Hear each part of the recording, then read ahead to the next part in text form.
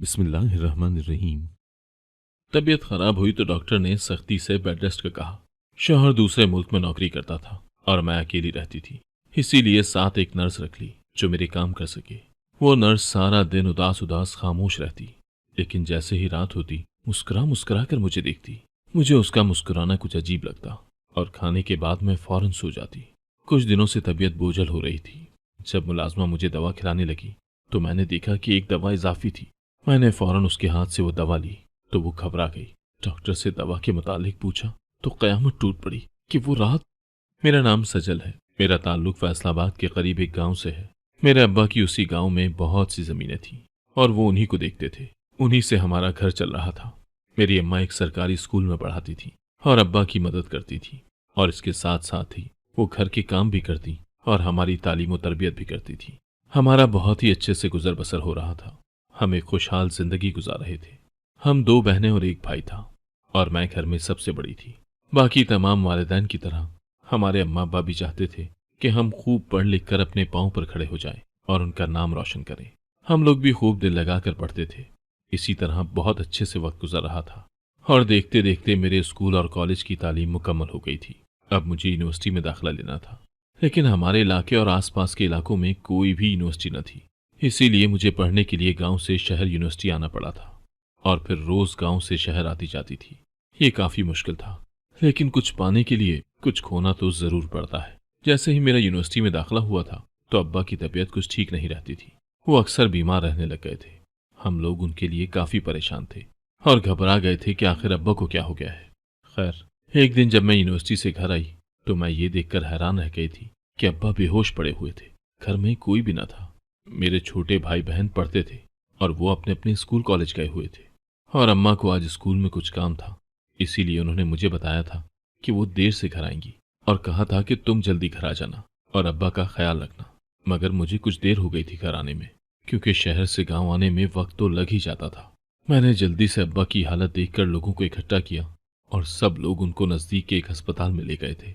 Doctor से पूरा checkup करवाया तो उन्होंने बताया कि अब ये मजीद काम का बोझ नहीं ले सकते और उनके दिल का मसला हो गया है। अगर इन्होंने कोई भी परेशानी ली तो इनकी हालत मजीद खराब हो सकती है।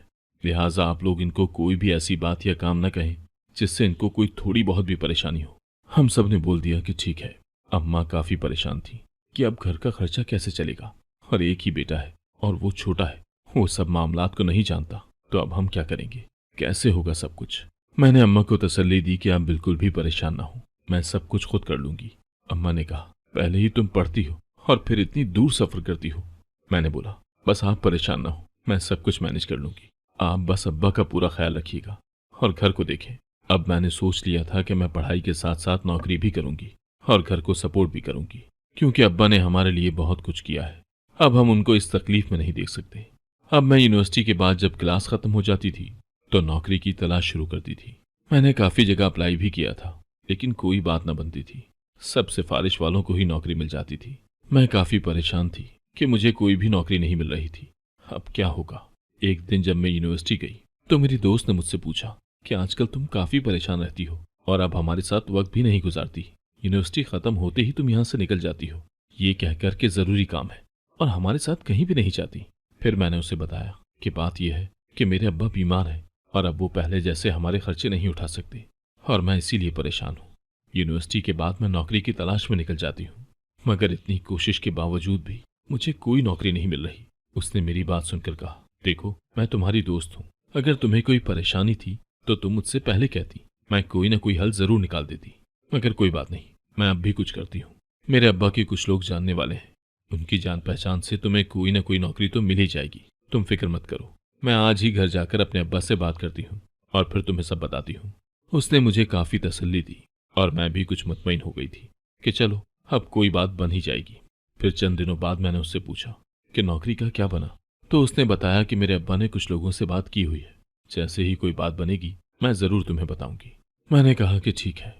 इस दौरान घर के हालात बहुत खराब होते जा रहे थे। अब्बा भी कोई काम नहीं कर पा रहे थे। मुझे समझ नहीं आ रहा था कि आखिर ये सब कुछ कैसे सही होगा। उनकी बीमारी पर भी बहुत ज्यादा खर्चा हो रहा था। कुछ रोज बाद मेरी सहेली ने कहा कि उसके अब्बा ने कहीं बात की है मेरी नौकरी के लिए, तो तुम फला दिन वहां चली जाना और अब्बा का नाम लेना, तुम्हें जरूर नौकरी मिल जाएगी। मैं उस दिन उस कंपनी में गई। उन्होंने मुझसे पूछा कि आप क्या पढ़ती हैं और क्या आप ये नौकरी करेंगी। तो मैंने बोला, जी हाँ, मैं ये नौकरी कर लूंगी। फिर अल्लाह अल्लाह करके मुझे नौकरी मिल गई थी। मेरी रूटीन काफ़ी मुश्किल हो गई थी। पहले यूनिवर्सिटी जाना, फिर नौकरी पर जाना, घर आकर अब्बा और घर वालों को भी देखना। लेकिन मुझे ये सब करना ही था। मैं एक दिन ऑफिस लेट पहुंची थी क्योंकि मेरी यूनिवर्सिटी में एक्स्ट्रा लेक्चर था और वो लेना बहुत ज़रूरी था। इसलिए मुझे ऑफिस में ज़्यादा देर रहना पड़ा था और फिर मैं काम में काफ़ी मसरूफ़ थी। मुझे टाइम का अंदाज़ा ही नहीं रहा था। वैसे भी ऑफिस बंद हो गया था, सब लोग चले गए थे और अब मैं भी बस निकलने ही वाली थी। जैसे ही बाहर गई तो मैंने देखा कि मेरे बॉस भी अभी ही ऑफिस से निकल रहे थे। वो काफ़ी अच्छी शक्लो सूरत के मालिक थे। मैं रिक्शे का इंतज़ार कर रही थी लेकिन कोई रिक्शा ना आया था। मेरे बॉस ने देखा और उन्होंने कहा, इस टाइम तो आपको यहाँ से कोई भी बस या रिक्शा नहीं मिलेगा, मैं आपको घर तक छोड़ देता हूँ। पहले तो मैंने इनकार कर दिया, लेकिन सच में वहां से मुझे कोई सवारी नहीं मिल रही थी और वक्त भी मुनासिब नहीं था। मुल्क के हालात भी कुछ ठीक नहीं, कोई भी बुरा हादसा हो सकता था। खैर, मैंने उनकी बात मान ली और उनके साथ बैठ गई थी। रास्ते में हम दोनों ही खामोश रहे थे। फिर उन्होंने पूछा, आपकी फैमिली में कौन कौन है और आपके अब्बा क्या करते हैं और आप इस जॉब के साथ और क्या करती हैं। मैंने उनको ज़्यादा तो अपने बारे में नहीं बताया था, बस कह दिया था कि मैं इस नौकरी के साथ साथ पढ़ती भी हूँ। यूनिवर्सिटी से सीधा जॉब पर आती हूँ और फिर यहाँ से बस पकड़कर अपने घर यानी गांव वापस जाती हूँ। तो उन्होंने कहा, ये तो काफ़ी मुश्किल हो जाता होगा आपके लिए, पूरा दिन काफ़ी मेहनत करनी पड़ती है आपको। और फिर उसी वक्त मेरा घर आ गया। मैंने उनका बहुत शुक्रिया अदा किया कि वो ना होते तो आज मैं बहुत ज़्यादा परेशान हो जाती। आपकी मदद का शुक्रिया। उन्होंने कहा कि कोई बात नहीं। घर आकर खाना खाकर मैं अपने कमरे में जब आराम करने गई तो मैं ना चाहते हुए भी अपने बॉस के बारे में सोचने लग गई थी कि यार, वो कितने अच्छे हैं और अमीर भी, वो कितने अच्छे से बात करते हैं। बस मुझे मालूम ही ना हुआ कि कब मैं उनके बारे में सोचती सोचती सो गई थी। फिर अगला दिन था और वही एक थका देने वाली मेरी रूटीन थी। मैं सुबह जल्दी उठी, नमाज पढ़ी और फिर अब्बा के साथ कुछ वक्त गुजार कर उनको दवाइयाँ देकर अपनी यूनिवर्सिटी के लिए निकल गई थी। यूनिवर्सिटी से फ्री होकर अपनी जॉब पर चली गई। आज भी मुझे वहाँ काम करते करते काफ़ी टाइम लग गया था और फिर उस साइड पर कोई भी रिक्शा एक मखसूस वक्त के बाद नहीं आती थी। आज रात फिर मुझे मेरे बॉस ने लिफ्ट दी और इसी तरह बातें करते करते सफ़र गुजर गया और मेरा घर आ गया था। मैं ना चाहते हुए भी उनको हर वक्त सोचती थी और दिल ही दिल में उनको मैं पसंद करने लग गई थी। लेकिन मुझे इस बात का भी ख्याल था कि हमारा कोई जोड़ नहीं है, वो कहाँ है और हमारी हैसियत क्या है। मैंने खुद को समझाया कि इस तरह उनके बारे में नहीं सोचना चाहिए। इसी तरह काफ़ी वक्त गुजर गया।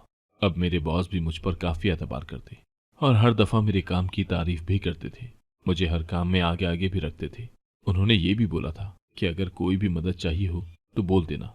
उनको मेरे घर और अब्बा की बीमारी के बारे में भी मालूम था, इसीलिए वो रोज़ मुझसे उनके बारे में भी पूछते थे और कहते थे कि किसी चीज़ की ज़रूरत हो तो बता देना। लेकिन मैं कहती थी कि नहीं, अभी कुछ भी नहीं चाहिए। वो इसी तरह अक्सर मुझे घर छोड़ जाते थे। उनको हमारे तमाम हालात के बारे में पता चल चुका था। मजीद वक्त गुजरता गया। एक दिन उन्होंने मुझे अपने ऑफिस में बुलाया और कहा, तो मेरे साथ आओ, हम खाना खाने चलते हैं। मैं काफ़ी हैरान हुई। मुझे लगा कि शायद कोई मीटिंग है, इसीलिए वो बोल रहे हैं।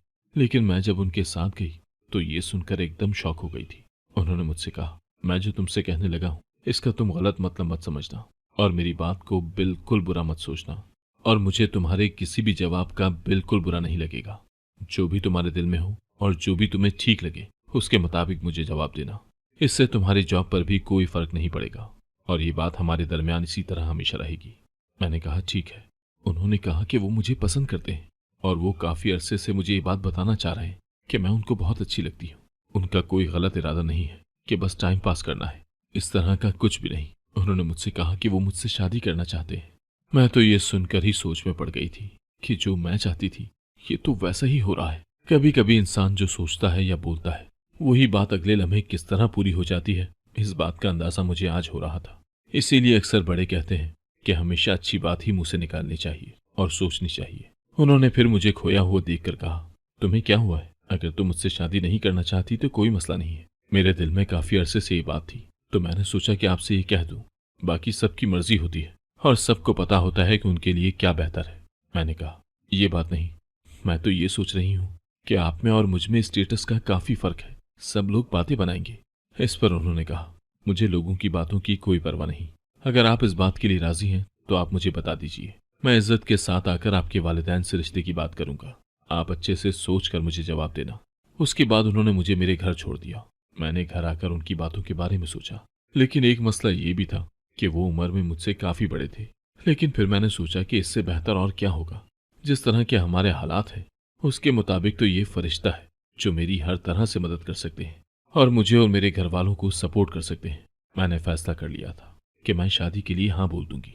अगली सुबह जब मैं अपने तमाम कामों और यूनिवर्सिटी से फारिग होकर ऑफिस गई तो मैं सबसे पहले उनके कमरे में गई। तब मुझे मालूम हुआ कि वो किसी मीटिंग में मसरूफ हैं, फ्री होकर मिलेंगे। फिर मैं अपना काम करने लग गई थी। मैंने उनको मैसेज कर दिया था कि आप फ्री होकर मुझे बता दीजिएगा। चंद घंटों बाद जब वो मीटिंग से फ्री हुए तो उन्होंने मुझे कॉल की और अपने ऑफिस में बुला लिया। मैं उनके कमरे में गई और फिर उनसे बात की। मैंने कहा, कल जो भी बात हुई हमारी, मुझे किसी बात पर ऐतराज नहीं है और मैं आपसे शादी करने के लिए तैयार हूँ। उन्होंने कहा, यह सुनकर मुझे बहुत खुशी हुई है। मैं जल्द ही तुम्हारे अम्मा अब्बा से आकर बात करता हूँ। वो वाकई बहुत ज्यादा खुश थे। मैं भी अब मुतमईन थी। अब हमने रोज साथ आना जाना शुरू कर दिया था। वो मुझे घुमाते फिराते थे और हम बहुत सारा वक्त साथ गुजारते थे। यूं ही चंद दिन बाद वो मेरे घर आए। उन्होंने मेरे अम्मा अब्बा से हमारे रिश्ते की बात की। मैं पहले से ही हल्की फुल्की बात अपने घर में कर चुकी थी। अम्मा अब्बा ने उनकी खूब इज्जत की। उन्होंने भी मेरे घर वालों के साथ बहुत अच्छे से सलूक किया। अम्मा अब्बा ने पूछा कि आपके घर वालों में से कोई नहीं आया? तो उन्होंने कहा, दरअसल मेरे घर वाले, अम्मा अब्बा और बाकी सब बहन भाई मुल्क से बाहर रहते हैं। यहाँ का जितना कारोबार है वो मैं संभालता हूँ, क्योंकि अगर हमने ये कारोबार किसी और को दे दिया तो कारोबार तबाह हो जाता और वो लोग वहाँ जितनी कंपनियां हैं उनको देखते हैं। अम्मा अब्बा ने रिश्ते के लिए हाँ बोल दिया था। हम दोनों बहुत खुश थे। कुछ रोज बाद ही हमारा निकाह था। हम लोगों ने ज्यादा लोग और रिश्तेदार इकट्ठे नहीं किए थे और बिल्कुल थोड़े से करीबी लोगों की मौजूदगी में निकाह हो गया था। लेकिन मैं हैरान थी कि निकाह वाले दिन भी उनके घर से कोई नहीं आया था, ना उनके अम्मा अब्बा और ना ही कोई बहन भाई। खैर, निकाह करके मैं अगले घर रुखसत हो गई थी। शादी के बाद सब कुछ बहुत अच्छा हो गया था। उन्होंने मुझे पढ़ाई से भी नहीं रोका था और मैंने अपनी तालीम जारी रखी थी। वैसे भी मेरा आखिरी साल था तो मैंने अपने शौहर को बोल दिया था कि मैं अपनी डिग्री मुकम्मल करना चाहती हूँ। उन्होंने कहा, जो तुम्हें अच्छा लगता है करो, मुझे कोई एतराज नहीं। तुम्हारी खुशी में ही मेरी खुशी है। इसी तरह चलता रहा। मैं पढ़ती थी और हम साथ एक दूसरे से काफी खुश थे। मेरा शौहर मेरा बहुत ख्याल रखते थे। मैं अपने आप को बहुत खुशकिस्मत समझती थी। लेकिन मुझे क्या मालूम था कि ये सब वक्ती खुशी है और जैसा मैं सोच रही हूँ और जिस नियत से शादी हुई है वो कुछ और ही था। इसी तरह वक्त गुजर गया और फिर मेरी डिग्री भी उस वक्त तक मुकम्मल हो गई थी। अब मैं ज्यादातर वक्त घर में ही गुजारती थी। एक दिन मैं घर में काम कर रही थी तो काम करते करते मुझे चक्कर आए और मेरी आंखों के आगे अंधेरा आ गया। फिर मुझे नहीं पता चला कि मैं कब बेहोश हो गई थी। किसी मुलाजिम ने मेरे शौहर को फोन करके बुलाया और वो फौरन अपना तमाम काम छोड़कर आ गए थे। मुझे जल्द अज जल्द अस्पताल लेकर गए। वहां जाकर जब मेरे शौहर ने डॉक्टर से पूछा कि इसको क्या हुआ है तो डॉक्टर ने बताया कि आपके यहाँ खुशखबरी है, आपकी बीवी उम्मीद से है। ये सुनकर तो मेरे शौहर जैसे खुशी से पागल ही हो गए हों। डॉक्टर ने बोला था कि इनको काफी कमजोरी है तो आप इनका इस हालत में पूरा ख्याल रखिएगा। मेरे शौहर ने बोला, मैं इसका पूरा पूरा ख्याल रखूंगा। फिर हम घर आ गए थे। मेरे शौहर बहुत खुश थे। उन्होंने मुझे बहुत महंगी गाड़ी गिफ्ट की थी। हम लोग इस बात को लेकर काफी खुश थे। एक दिन मैं कोई काम कर रही थी। मुझे मालूम न था कि आगे पानी है और फिर मेरा पांव उस पर से स्लिप हो गया। मैं पूरी तरह गिर गई थी। मुझे होश ही न रहा था कि मुझे ब्लीडिंग स्टार्ट हो गई थी। फिर मुझे अस्पताल लेकर जाया गया। डॉक्टर ने चेक करने के बाद बोला कि आपका बच्चा जाया हो गया है। ये खबर सुनते ही मेरे शौहर तो जैसे सदमे में चले गए थे। एक दो दिन मैं अस्पताल में रही और फिर मुझे घर ले आए थे। मैंने अपने शौहर की ये हालत आज से पहले कभी न देखी थी। एक दिन मैं उनके पास गई और बोला, देखें, मैंने ये जानकर नहीं किया और वैसे भी औलाद होना या ना होना सब अल्लाह की मर्जी है। अगर उसने हमसे ये नेमत वापस ले ली है तो इसमें हमारे सब्र का इम्तिहान है। आप बिल्कुल फिक्र न करें, वो हमें फिर से एक दफा औलाद जरूर देगा। आप बस अल्लाह पर भरोसा रखें। वो मेरी बात समझ गए। उन्होंने कहा, सच में इसमें तुम्हारी तो कोई भी गलती नहीं है। और फिर सब कुछ ठीक होने में कुछ देर लगी, लेकिन सब रूटीन के मुताबिक हो गया था। फिर चंद माह बाद रात में हम दोनों खाना खा रहे थे। उस दिन मेरे शौहर काम से जल्दी घर आ गए थे। हमने सोचा कि हम एक साथ कुछ वक्त गुजारेंगे। खाना खाते खाते मेरा दिल घबराया और मुझे उल्टी आने लगी। मेरे शौहर ने कहा कि डॉक्टर के यहाँ चलते हैं। जब हम डॉक्टर के पास गए तो उसने कहा कि आपकी बीवी फिर से उम्मीद से है, लेकिन इनको काफी कमजोरी है, इसलिए इनका बहुत ख्याल रखना है। डॉक्टर ने मुझे मुकम्मल बेड रेस्ट बता दिया था। मेरे शौहर मेरा बहुत ख्याल रखते। मेरे लिए उन्होंने कुछ दिन ऑफिस से छुट्टियां भी ले ली थी और मेरी हर चीज, दवाई, खाने पीने, हर चीज का ख्याल रखते थे। एक दिन उनको कॉल आई कि उनको काम के सिलसिले में बाहर के मुल्क जाना था। काम काफी जरूरी था तो वो चले गए और जाने से पहले उन्होंने मेरे पास एक नर्स रख दी थी कि वो मेरा ख्याल रखे। मैं काफी उदास थी, लेकिन शौहर का जाना जरूरी था। उन्होंने मुझे बोला था कि अपना बहुत ख्याल रखना और कोई भी काम खुद मत करना, इसीलिए ये नर्स रखती है तुम्हें। और फिर वो चले गए। उस नर्स ने मेरा बहुत ख्याल रखा था, खाने पीने दवा का हर चीज टाइम से करती थी, लेकिन वो चुप चुप रहती थी और देखने में भी मुझे बहुत जरूरतमंद नहीं लगती थी। मैंने काफी मर्तबा उससे बात करनी चाहिए, लेकिन वो ज्यादा बात नहीं करती थी और दिन के वक्त तो वो बहुत ज्यादा उदास उदास रहती थी। मैंने नोट किया था कि जब रात को ये मुझे दवाई देती है और जो ही रात होती है तो ये खुश हो जाती है और मुस्कुरा मुस्कुरा कर मुझे देखती है। मैं भी दवा खाकर सो जाती हूँ, फिर मेरी आंख सुबह ही खुलती है, क्योंकि डॉक्टर ने बोला था कि आपको रेस्ट करना है। एक रात मैंने गौर किया और अपना नुस्खा जब पढ़ा तो मैं ये देखकर हैरान थी कि जो दवा वो मुझे खिला रही थी वो तो इसमें लिखी हुई नहीं थी। मुझे लगा कि हो ना हो दाल में कुछ काला जरूर है। मैंने सोच लिया था कि आज जब ये मुझे दवा देगी तो वो गोली मैं खाऊंगी ही नहीं और उसके सामने इस तरह जाहिर करूंगी कि मैंने वो गोली खा ली है। जब उसने दवा दी तो वो गोली मैंने नहीं खाई और मैंने सोने का झूठ मूठ कर ड्रामा किया। जब रात काफी हो गई तो मुझे लगा कि घर में कोई आया है और मुझे उसकी और एक आदमी के बोलने की आवाज आ रही थी। मैं काफी घबरा गई थी। मुझे समझ नहीं आ रहा था कि आखिर ये सब क्या है। मैं अपने कमरे से उठी और बाहर गई। उस नर्स के कमरे का दरवाजा खुला हुआ था। मैं ये देखकर हैरान रह गई थी। मेरे तो पांव तले से जमीन निकल गई थी कि वो शख्स कोई और नहीं बल्कि मेरा ही शौहर था। वो दोनों आपस में बहुत फ्रैंक थे। मेरे शौहर ने उससे पूछा, तुमने उसको वो दवा दे दी थी? वो अब सो रही है ना? उसने बोला, जी जी मैंने दे दी थी। फिर उस नर्स ने कहा, कब तक हम यूं डर डर कर इसी तरह छुप कर मिलते रहेंगे? फिर मेरे शौहर ने बोला, तुम परेशान ना हो, तुम्हें मालूम है कि मैंने ये शादी क्यों की है। मैं सिर्फ और सिर्फ तुम्हें ही अपनी बीवी मानता हूँ। मैं तो ये सुनकर परेशान हो गई कि ये उसकी बीवी है। मैं गुस्से में अंदर गई और वो दोनों मुझे देखकर हैरान रह गए थे। मैंने कहा, ये सब क्या है और ये मैं क्या सुन रही हूँ? पहले तो वो दोनों मुझे कहते रहे कि ऐसा कुछ नहीं। फिर मेरे शौहर ने मुझसे बहुत तरीके से बात की कि तुम ज्यादा अड़ो मत, जो औकात है उसी में रहो। ये कौन है तुम जानना चाहती हो? तो सुनो, ये मेरी पहली बीवी है और इससे मैंने पसंद और प्यार की शादी की थी। बहुत धूमधाम से शादी की थी। मेरा मकसद तुमसे शादी करना सिर्फ ये था कि ये मां नहीं बन सकती और मेरे घर वाले इस पर और मुझ पर औलाद होने का जोर दे रहे हैं। मैंने तुमसे औलाद के लिए शादी की है। एक बार हो जाएगी तो तुम्हें छोड़ दूंगा। वैसे भी इस शादी का किसी को मालूम नहीं है। मैंने सबको बता दिया है कि मेरी पहली बीवी ही उम्मीद से है और ये बच्चा होते ही मैं इसे दे दूंगा। मैं उनकी बातें सुनकर बहुत परेशान हुई थी। मैं तो मजबूर थी, कुछ कर नहीं सकती थी। इसी तरह मेरी औलाद दुनिया में आ गई और उसको उसी वक्त उस औरत को दे दिया गया था। मैं बस साइड पर पड़ी रहती थी। अचानक एक दिन उनकी पहली बीवी सब कुछ लेकर, उनकी दौलत और घर छोड़कर भाग गई थी। फिर उस वक्त उनको अपने किए गए गलत रवैये और जुल्म का एहसास हुआ था। उन्होंने मुझसे माफी मांगी और मैंने भी बड़ा दिल करके उनको माफ कर दिया और फिर सब कुछ नॉर्मल हो गया और अब हम खुश हैं। अगर आपको आज की कहानी पसंद आई है तो वीडियो को जरूर लाइक कीजिएगा और अपने दोस्तों के साथ भी शेयर कीजिएगा। और हाँ, अगर आपने अभी तक हमारा चैनल सब्सक्राइब नहीं किया तो जरूर सब्सक्राइब करें। मिलते हैं कल एक नई और दिलचस्प कहानी के साथ। अल्लाह हाफिज।